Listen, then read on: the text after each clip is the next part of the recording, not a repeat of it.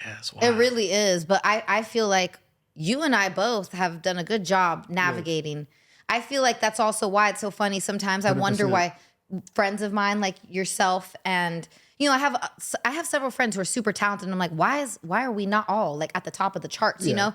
And I genuinely feel like it's because people like us are just, we're not willing to do all these weird 100%. Things. We're like, okay, we're just going to focus on our craft and that's it. And like 100%. But I mean, bro, like to myself, I look around and I see all these people at the top of the charts and all of this, but I look around at my life and I'm like, I feel like I'm at the top of the charts.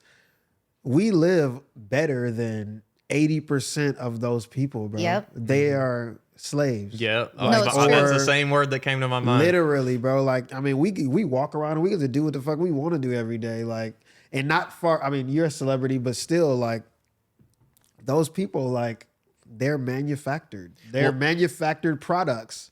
They don't make a lot of their money. They don't know what their business is. They don't know anything about their business. They have 20 different people in their pockets. They have somebody telling them where they should be every day.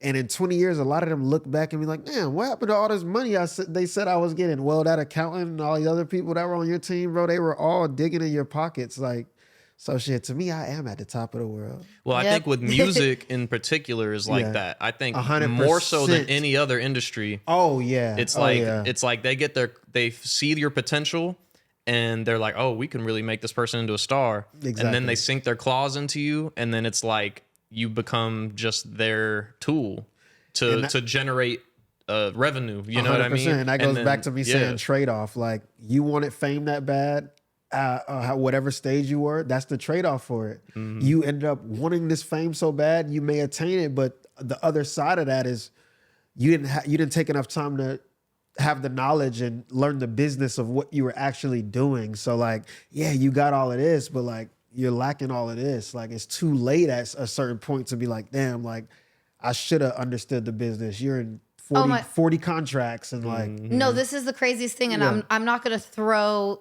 I'm not going to say names because the labels of these artists, maybe I can throw them niggas under the bus. Throw them niggas under the bus. I'll fight them for you. Let's go. Get a deal from their label, but at this point, why would I even say that? I would have won it. So I'm listening. I'll fight them for you. And Dom knows MMA and shit, so I'm not tripping. No, listen. So I'm listening to the radio, and it's like the host on the radio station is like, oh, like.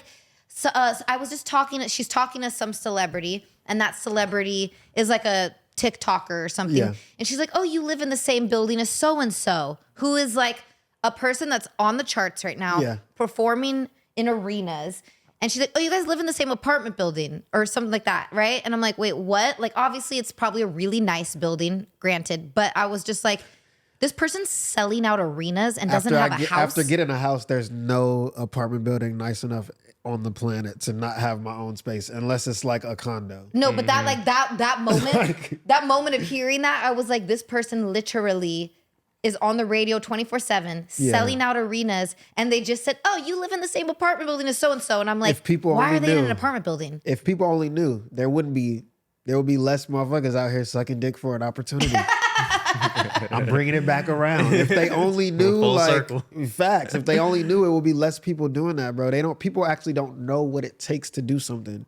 And we've all sacrificed a lot sitting here. And they may look at each of us and be like, oh, blah, blah, blah, bro. 90% of people that try to do what we do couldn't do it. Yeah. And they came out here and they couldn't do it.